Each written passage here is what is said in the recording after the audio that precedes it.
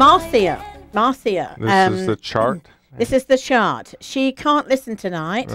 Right. She has a previous engagement, but she's going to listen to the archives. So, as usual, we're going to go around the chart. Right. We're going to talk about each house. She was born at 7:55 a.m. Yes. on the 12th of September 1953 1953 in Detroit, Michigan. Yeah. Okay, so where do you want to start?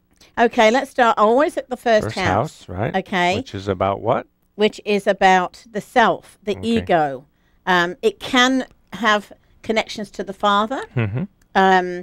but usually the first house is all about you. Right. Now, and it's all about esteem, self-esteem, confidence, that kind of thing.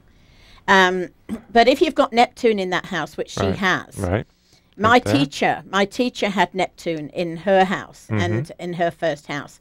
And it's a very, very clear indication that the person is incredibly psychic. Mm-hmm. My teacher was amazing.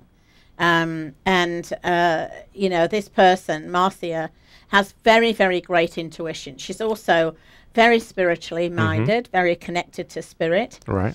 But next to it, she has her Saturn, Her teacher. her teacher, which you have Saturn in the first house I do. also.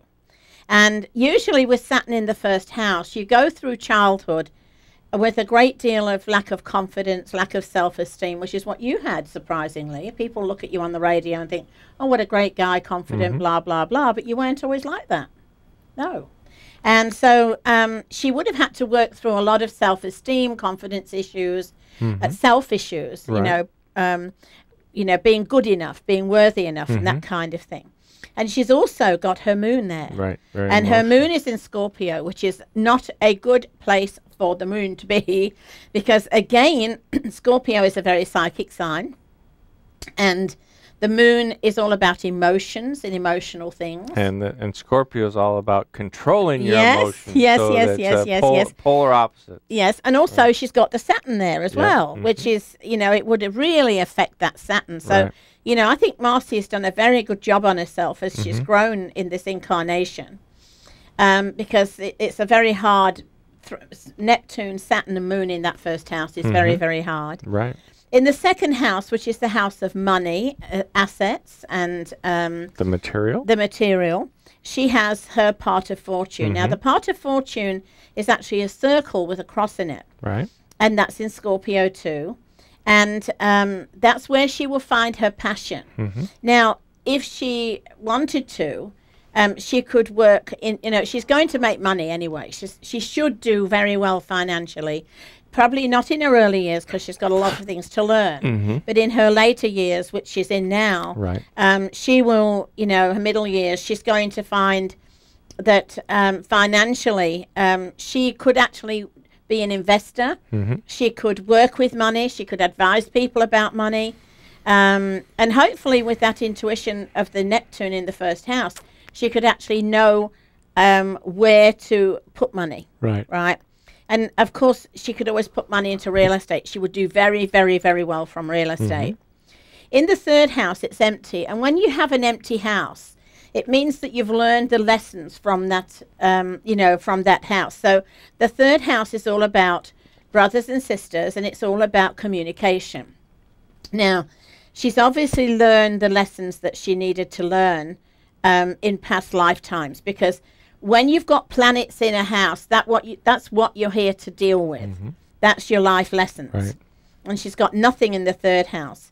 In the fourth house, which is home, family, and it can represent the mother, she has her Chiron there, Right. and she has her North Node there. Right. Now, also, as well as representing the mother, it can also, in some cases, represent the father.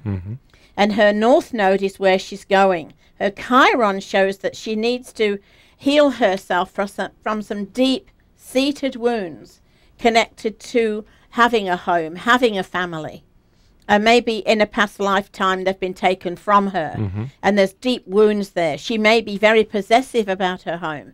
She may be very possessive about what she owns regarding her home and family.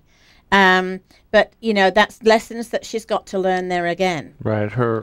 also that Chiron is in a very earthy sign Yes, of it is. Capricorn. Yes. So that should actually be positive, I think. I think it will, but the thing is also that, you know, it's Chiron, it's the wounded healer, it's where she has to heal herself, and then she can heal others. Right. The fifth house is empty.